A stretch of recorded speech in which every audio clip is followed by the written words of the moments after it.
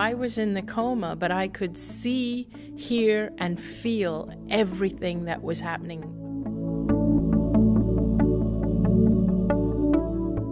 As you allow yourself to be who you are, your purpose will unfold before you.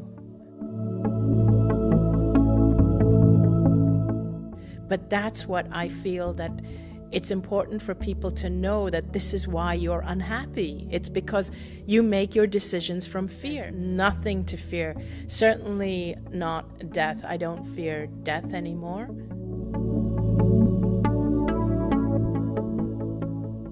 Hello everyone, a warm welcome to Wisdom from North. My name is Jannicke and I'm now in Oslo at a near-death conference, sitting next to Anita Moorjani, who has an incredible story to tell. She was diagnosed with cancer in 2002, and in 2006 she was rushed into the hospital. The doctors gave her mere hours to live. She fell into a coma and she experienced this heavenly kind of realm, and she got an understanding of what her life purpose was. 30 hours later, she woke up, and within weeks, her body had fully recovered. There wasn't a trace of cancer in her body. Now, she has written a book about this. It's called Dying to be Me, and in Norwegian, Døden ga meg livet. And it's been translated into 34 languages. Now, Anita, much welcome to Wisdom from North. Well, thank you, and it's my pleasure to be here, really. And I've been watching so many interviews, and I've read this book, and I started crying reading it because I think the messages are so important. But before we go into like the wisdom part and the knowledge that you gained, can we go back to like 2006 when you were rushed into the hospital? If you can share a little bit about what kind of cancer you had and what happened. All right. I had lymphoma, which is cancer of the lymph glands, and it had spread throughout my lymphatic system, which means, the lymphatic system runs all around the neck and the chest. So I had tumors, some of them the size of lemons, starting from the base of my skull, around my neck, my chest, my breasts, under my arms, all the way down to my abdomen. And I had these open skin lesions where toxins were just weeping out of my body. My lungs were filled with fluid. I couldn't lie flat. If I lied down, I would just choke on my own fluid. My muscles were completely wasted away, so I was like a skeleton, literally, just a skeleton with skin on it. My arms, my legs, they were really like pipes, just really skinny. And because my muscles were wasted away, I couldn't even walk.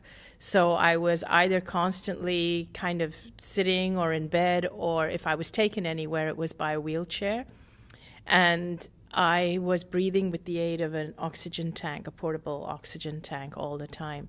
So those were my final weeks before I went into a coma. And the doctors had told my family that I only had about 3 months to live at best at that time. And then you fell into coma and you realized that you could hear what people were saying around you. Yeah, I could hear them, but more than that, I could even feel what they were feeling. So I was in the coma, but I could see, hear, and feel everything that was happening around my body, but beyond as well. Beyond my body. And I was aware of everything the doctors were doing. My husband, who was by my bedside, holding my hand. My mother was there caring for me. And this was in Hong Kong, in a hospital in Hong Kong. And then I became aware even of my brother in India. And he was rushing to catch a flight to come to Hong Kong to catch me before I actually died. So what kind of, if you can explain or try to explain the kind of awareness it was, were you actually in the airplane with him, or did you just know, or did you see it, or? It was a combination, because what it felt like was like my consciousness had expanded. So I was no longer focused out of the body. So it's no longer looking with physical eyes. But it felt like I was something much greater, and I expanded beyond the room I was in, beyond the hospital, beyond the country. And And so I became aware of just everything. So it was like I had 360-degree peripheral vision. And then whatever I put my focus on, if I put my focus on my brother, doesn't matter if he's on the other side of the world, I was there. I was there with him. If I put my focus on my family, on my mom and my husband, who were by my bedside, as soon as I focused on them, I was there, and I was aware of my body lying in the bed dying. So it's just wherever I put my focus on, there I was. How was it like looking at your body? How did you feel? Was there a connection there, or? I couldn't believe, it was hard to believe that small, insignificant body, because it seemed so small and, almost lifeless compared to what I was feeling in that state. It was hard to believe that was me, because in that state, I felt so powerful. I felt so strong and amazing. I just felt magnificent. It makes me emotional to even think about it now. There's no words to describe it. It was like I felt I was encompassed by this unconditional love, and I just felt so powerful. And it was in a way that I had never felt before when I was in my physical body. Did somebody meet you? Did you move farther away from the hospital and then into this realm? It was like the hospital and all was still there, but I expanded to take in more further things. And so I encountered my father, who had passed away 10 years prior, my best friend, who had passed away 2 years prior. So they were also, I was able to, I say see them, but it was a combination of seeing, sensing, feeling, knowing. They were there with me in that realm. So how does it look like there, in a way? Well, and was this heaven, you think? It might have been heaven. I think different people have different images of what constitutes heaven, hell. I actually believe that these concepts we have, particularly the concept of hell, doesn't exist in a realm beyond this one. I think we create our own hell. I believe that realm is the realm of heaven, but I also believe that we create heaven right here on earth, and that's what I felt. Because when I was in that state, I felt really amazing, but I felt this state of clarity where I just knew that we are meant to create this state here in physical life, basically create heaven here on earth. And that's really what, the feeling that I brought back with me is that we're not supposed to suffer. It felt like we have created our own suffering. We've created the dramas that cause our suffering. But if we knew differently, if we knew that we weren't meant to suffer, we can create heaven right here on earth. Did you receive that from your father, that knowledge, or from your friend, or was it just something that came to you, or did you meet God? To me, first of all, I want to say that God is not a physical being that is separate from any of us, because in that state, we don't have a physical body. And when you don't have a physical body, I don't have a physical body. When we die, we lose our physical body. Your consciousness, my consciousness, and everybody else's consciousness, there's no separation between us. We merge. We're all one. We share the same consciousness. So there is no entity that is separate from you. You are everywhere. I am everywhere. Right now, we think in terms of separation because we believe that our physical body is all there is to us. But actually, you are much more than your physical body. You are everywhere. And if your body dies, if my body died, I would be able to be everywhere. And I'm not separate from my father or my friend. And actually, I'm not separate from you, which means I'm not separate from God, and neither are you. So when we die, it's like we merge with God. So you have that clarity and understanding that God has. You just have it. Nobody has to tell it to you. And it feels like you've woken up from a dream. So in the same way, if you were dreaming and you're struggling and you're dreaming something really terrible, but when you wake up, there's this clarity that, oh, it was a dream. This is what it's really like. That's what it felt like. It's like, oh my gosh, this is what it's really like. That's what it felt like. Do we have this knowledge? Is it accessible to us? Can we tap into it right here and now? Yes, we can. We all can. What is really sad and unfortunate is that we were born tapped into it. You know, animals tap into it all the time. Have you noticed animals communicate with each other without words? Even distance is not a problem. How birds can communicate with each other and how they fly together even without communicating. Dogs know your pet dog knows when you come home. My dog used to know when I was home and even before I arrived at the door. And so we have this ability to tap into the universal consciousness. We were born with it. But from the time that we're really young, we are taught and conditioned not to trust it, but instead to live from up here. We are conditioned to believe that our physical body and our five senses is all we have, and anything that cannot be seen or touched or heard or felt with our five senses, not to trust it, not to believe it. And it's unfortunate we've been taught that. It's like we've had our wings clipped. It's like we've been made handicapped with the way that we are taught, because we are born with this, but it gets conditioned out of us. So basically, it's not something that you need to go out and find and go out and search for. You have to actually undo the layers of conditioning. It's already in you. You have to undo the conditioning you have to get to it. And you got this clear understanding that why you had cancer. Yes. And you went back and then the cancer disappeared, but the doctors wouldn't believe it. Yes, they kept doing the tests over and over and different tests. They said it's not possible. Cancer doesn't disappear like that. We just have to find it.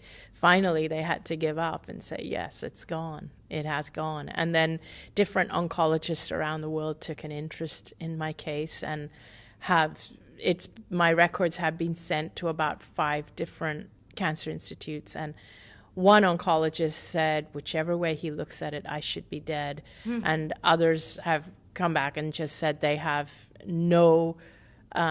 there is no record of anybody who has ever come back from such a late stage of cancer and to have made such a full recovery at such a rapid rate. So how was it like coming back to this reality with so many limitations when you knew that you were actually so big? You know, at first it was really frustrating. The first initial stage when I came out of the coma, I was euphoric. I was like really happy to be given this other chance, because I seemed to understand that life is a gift. It's an opportunity. I'm being given an opportunity to create heaven right here. And I felt that I wanted to create it. I wanted to show people how to do it. So it felt amazing. And all I wanted to do was talk about what happened to me and what is important and how important it is to love yourself and be yourself and allow your light to shine and so on. And that the most important thing is to be happy. And I found, though, that it was very challenging, because it's like we've created a world or a culture or a society that does not support that way of being. And we have created a society where everybody is hurting, everybody is in pain, everybody is stuck. They're stuck in this conditioning. They're stuck in the roles that they have been doing for decades or centuries, and they can't get out of those roles. And if they try to even do some of the things that they think maybe would lead them to happiness, it means they have to turn against what they've been taught, turn against society, culture, turn against, our education system, our governments, and so on. So I found it very, very challenging, and I have gone through times when I just felt gosh, why did I come back? I should have stayed there. Well, your message is very important because you believe that you had cancer because of fear. Yes. Because you never knew who you were and you were a people pleaser. I was a people pleaser, and I was someone who had always put myself down, sacrificed myself, treated myself like a doormat. I was really afraid of my own voice, afraid of expressing myself. I made myself small so others could feel big. I did not value myself. I did not love myself. And every choice, every decision I made in life was out of a fear of consequences, a fear of not being accepted, a fear of wanting to be liked, and so on. So everything I did out of fear, not out of love and passion. And being in that realm, it taught me that's not how I'm meant to live life. So today I know that every decision I make it because I want to do it. So it doesn't matter what the decision is, even if you do something good, something positive, even if you want to eat healthy food. I used to be obsessive about eating healthy food, but I used to eat healthy food because I didn't want cancer. Today, if I eat healthy food, it's because I love my life. I want to live long. I want to be healthy. Yeah, there's a great difference there because I heard you talked about that society is full of fear. We live from fear. Yes. And I realized, oh my goodness, a lot of my actions are coming from fear. Yeah, and society seems to bring us up using fear, control us using fear. It's nobody's fault, so I don't want to feed any of these conspiracy theories or anything.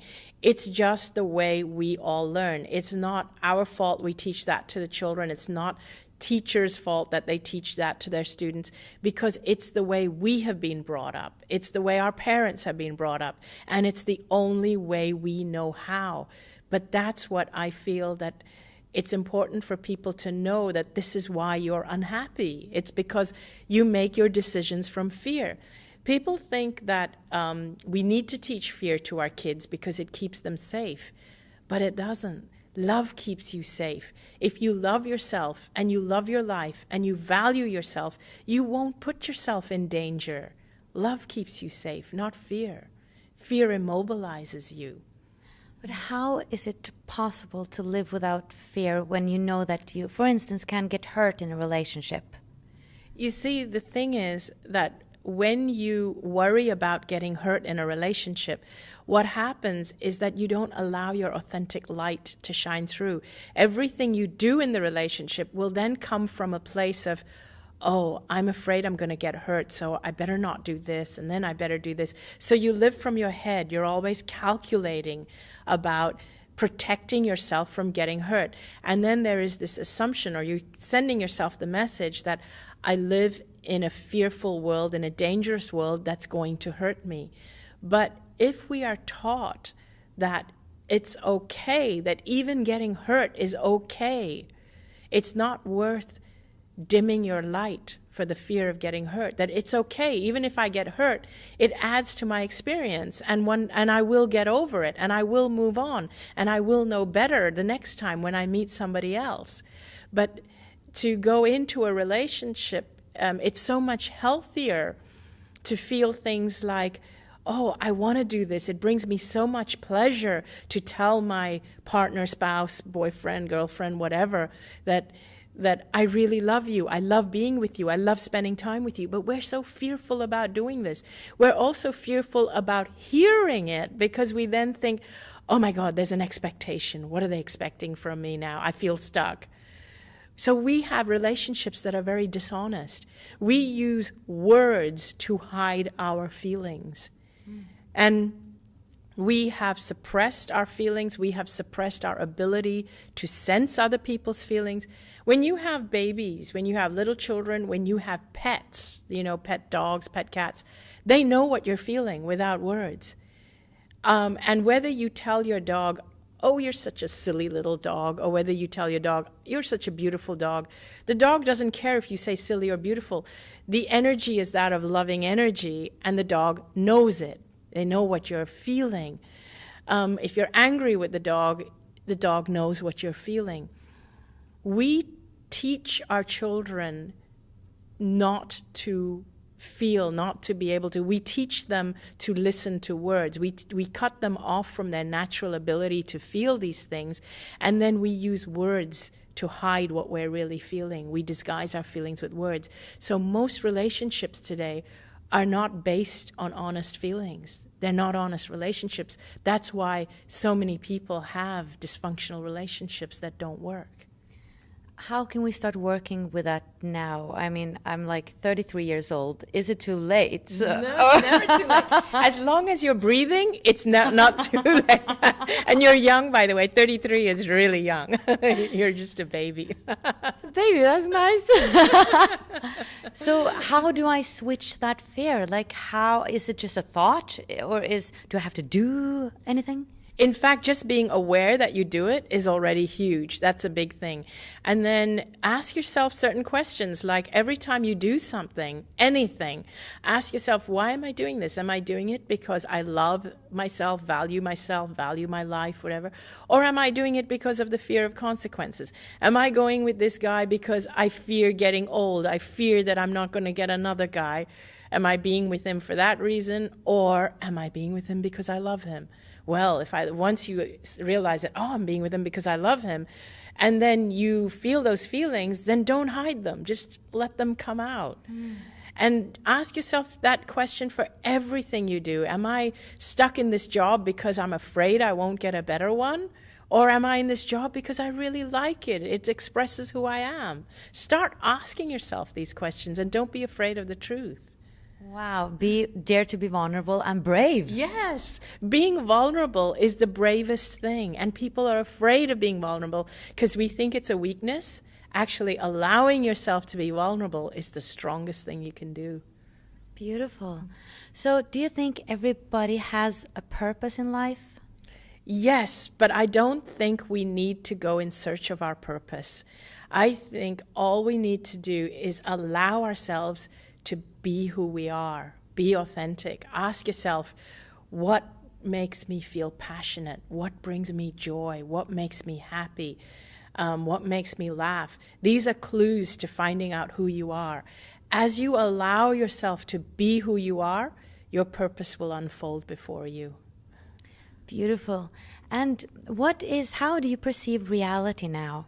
I know that you've experienced time in a different way in that realm. Yes.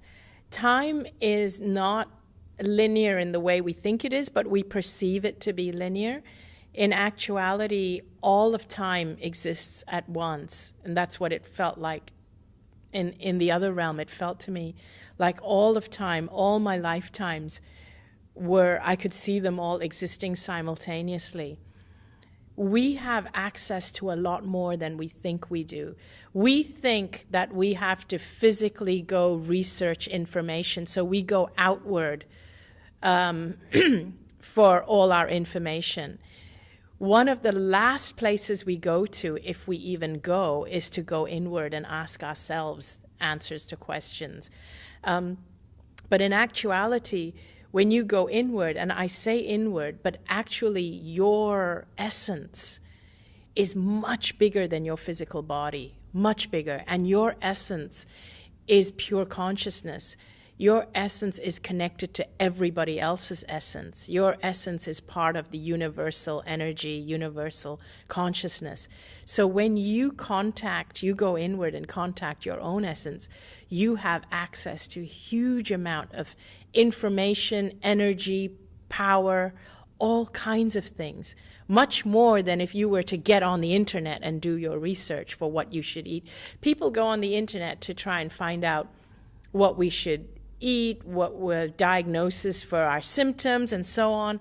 I used to do that. And all that does is it makes you more fearful, and it makes you more obsessive, and it makes you go out and buy huge numbers of supplements because you think this supplement will help me for this and that and the other.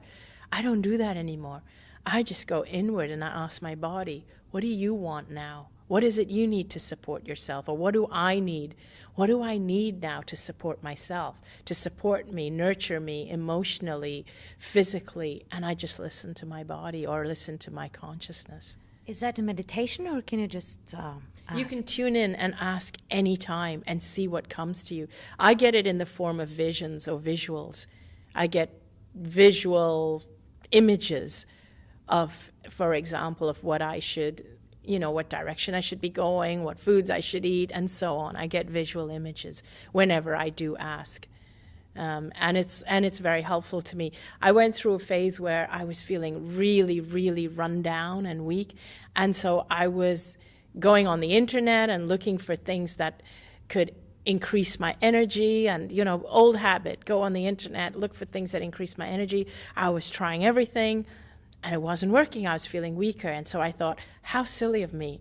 I talk to people about getting in touch with themselves. I should be taking my own advice. So I tuned in and I saw the visions that came up was protein-based foods. I saw eggs, I saw salmon, I saw chicken, and I thought, my body is starved of protein. And all I had to do was just eat protein. I ate boiled eggs, I ate salmon, and the energy just came back almost instantly. And, funny thing is, I don't know why I don't get images of ice cream and chocolates, but... So do you think we are in a state where we are awakening now in this time? That there was a reason for why this happened to you, that you're one of those people who are going to help this shift come? I feel that many people are beginning to become aware of new things. It is like an awakening, and I feel that in my own case, it's almost like I feel that it was a timing thing. I think if this happened to me 20 years ago, people would have rejected it or said I was crazy or something. And what I have really been fortunate with is the amount of support that I have got. It's like people are ready to hear of an experience like this. People are hungry for it. People are ready for it. I don't think I did anything special. I just think the timing was right and the people are ready for it. And I believe everybody is capable of doing what I did. I don't think in any way that I'm special. I think everybody is enlightened. Everybody is powerful. Everybody is magnificent. The only difference between people is whether they realize it or not. That's the only difference. We are all spiritual. It's just whether we realize it or not. And there's nothing to fear? There's nothing to fear. Certainly not death. I don't fear death anymore. And so death is not something to fear. And when you don't fear death, you don't fear life either. Thank you so much. Is there anything you want to share in the end? I just want people to know that the most important thing that you can do is, well, first of all, I say the most important thing is to learn to laugh again. When we are born, when we are babies, when we're children, we laugh a lot and we lose that. Laughter is so important. Don't take life seriously. Most of our religions, spiritual systems, political systems, education systems, medical systems, all take life far too seriously. You need to lighten up. Don't take life seriously, and you'll find that if everybody learned to laugh, including our politicians, our doctors, our teachers, if everybody learned to laugh, we'd have a very different world, and we would have less illness, less crime, less war, less everything. Thank you so much. This was beautiful. Thank you. It was my pleasure. I loved it. And you can go into my site and you can actually buy this book. I really recommend it. It's beautiful, has a beautiful message. Thank you so much for watching, guys. Much light from Oslo. Bye.